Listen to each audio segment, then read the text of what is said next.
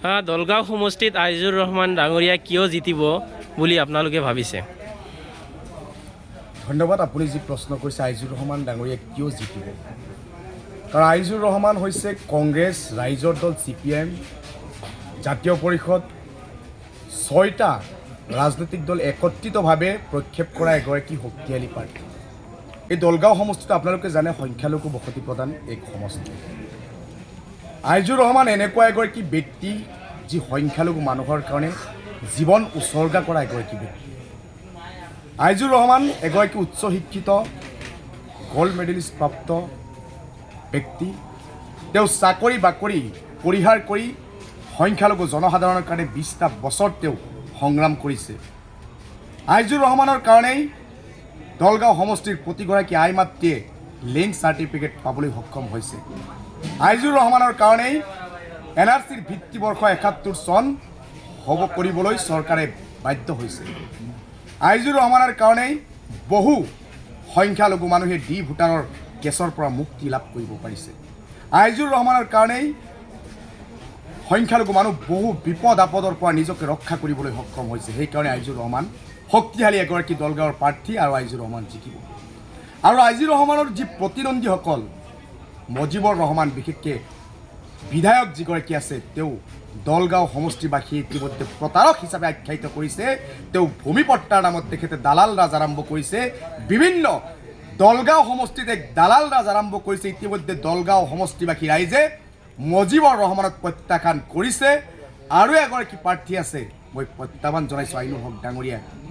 আমি অভিযোগ পাইছোঁ তেওঁৰ শিক্ষাগত অৰ্হতাক লৈ বিভিন্ন প্ৰশ্ন উত্থাপন হৈছে। মই ৰাইজৰ দলৰ কেন্দ্ৰীয় সমিতিৰ এগৰাকী সম্পাদক হিচাপে নিৰ্দলীয় প্ৰাৰ্থী আইনুল হকক প্ৰত্যাহ্বান জনাইছোঁ। আপোনাৰ শিক্ষাগত অৰ্হতা ৰাজহুৱা কৰিবলৈ প্ৰত্যাহ্বান জনাইছোঁ। আপুনি কি শিক্ষাগত অৰ্হতা লৈ নিৰ্বাচনত অৱতীৰ্ণ হৈছে তাৰ সম্পূৰ্ণ তথ্য আপুনি ৰাজহুৱা কৰক, আপোনাক প্ৰত্যাহ্বান জনাইলোঁ। কাৰণ আপোনাৰ শিক্ষাগত অৰ্হতাক লৈ ইমানেই সমষ্টিত আমি কোৱাকৈ শুনিছোঁ যে আপুনি বা সংবাদ মাধ্যমতো দেখিছোঁ আপুনি পবিত্ৰ মনোনয়ন দাখিলৰ সময়ত নমোনয়ন বুলি, আমি যিটো মনোনয়ন বুলি জানো, আপুনি নমোনয়ন কৈছে। আপুনি মনোনয়ন উচ্চাৰণ কৰিব নোৱাৰা এগৰাকী ব্যক্তি। দলগাঁওবাসী ৰাইজে অৰ্ধশিক্ষিত এগৰাকী ব্যক্তিৰ হাতত NRCৰ দায়িত্ব নিদিয়ে। দলগাঁওবাসীয়ে ৰাইজে ইমান বুৰ্বক নহয়, এগৰাকী অৰ্ধশিক্ষিত ব্যক্তিৰ হাতত সমষ্টি অৰ্পণ নকৰে। দলগাঁওবাসী ৰাইজ বিবেকমান ৰাইজ, দলগাঁও সমষ্টি উন্নয়নৰ চাবি কাঠি কোনোবা সেই আইনুল হকৰ নিচিনা বেপাৰীৰ হাতত গতাই নিদিয়ে। গতিকে দলগাঁও সমষ্টিবাসী ৰাইজ যথেষ্ট বিবেকমান ৰাইজ, আজিৰ দিনত যথেষ্ট শিক্ষিত ৰাইজ। গতিকে প্ৰত্যেকজন দলগাঁওবাসী ৰাইজে এইবাৰ সিদ্ধান্ত লৈছে যে যোগ্য প্ৰাৰ্থী আৰু অযোগ্য প্ৰাৰ্থীৰ মাজত এইবাৰ যুদ্ধটো হ'ব। গতিকে দুগৰাকী প্ৰাৰ্থী আছে, মজিবৰ ৰহমান এগৰাকী দালাল ৰাজৰ প্ৰতিষ্ঠাপক আৰু এগৰাকী নমোনয়ন বুলি কোৱা এগৰাকী অৰ্ধশিক্ষিত ব্যক্তি। গতিকে এইবাৰ যোগ্যতাৰ ভিত্তিত নিৰ্বাচন লৰিবলৈ আহিছে ৰাইজৰ দলে এইবাৰ নিশ্চিতভাৱেই বিজয় সাব্যস্ত কৰিব। সেই নিৰ্দলীয়ভাৱে এই বিজেপিৰ বিৰুদ্ধে যে যুঁজিব নোৱাৰে সেইটো দলগাঁওবাসী ৰাইজে বুজি পাইছে। নিৰ্দলীয় এগৰাকী ব্যক্তিয়ে বিজেপিৰ বিৰুদ্ধে যুঁজিব পাৰিব নেকি? সংবাদ মাধ্যমক মই প্ৰশ্ন কৰিছোঁ, দলগাঁওবাসী ৰাইজক মই প্ৰশ্ন কৰিছোঁ, নিৰ্দলীয় এগৰাকী ব্যক্তিয়ে যেনিবা বিধায়ক হ'লেই তেওঁ কাৰ ওচৰত যায় আত্মসমৰ্পণ কৰিব লাগিব? বিজেপিৰ ওচৰত আত্মসমৰ্পণ কৰিব লাগিব নে নাই?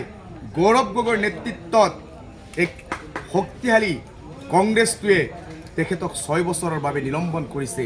সেই নিলম্বন কৰা ব্যক্তিক যেনেকৈ শশী কান্ত, যেনেকৈ ছিদ্দিক আহমেদ আদি কৰি বহু বিধায়ক বহিষ্কাৰ কৰাৰ পিছত তেওঁলোকক আৰু কংগ্ৰেছে ঘূৰাই লোৱা নাই, ঠিক তেনেকৈ আইনুল হককো ভৱিষ্যতে আৰু ঘূৰাই নলয়। গতিকে আইনুল হকে যি ভুৱা প্ৰচাৰ কৰি আছে যে তেওঁ কংগ্ৰেছৰ সমৰ্থন আদায় কৰিব পৰৱৰ্তী সময়ত, সেই সমৰ্থন কেতিয়াও নাপায়।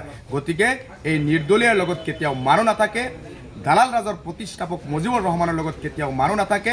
গতিকে এইবাৰ আইজুৰ ৰহমানৰ লগত মানুহ স্বতঃস্ফূৰ্তভাৱে ওলাই আহিছে। এইবাৰ আইজুৰ ৰহমানৰ বিজয় নিশ্চিত বুলি দলগাঁওবাসীয়ে মুখে মুখে উচ্চাৰণ কৰি আছে। গতিকে নিশ্চিত বিজয়ৰ দিশে ৰাইজৰ দল আৰু কংগ্ৰেছৰ উমৈহতীয়া প্ৰাৰ্থী আইজুৰ ৰহমান।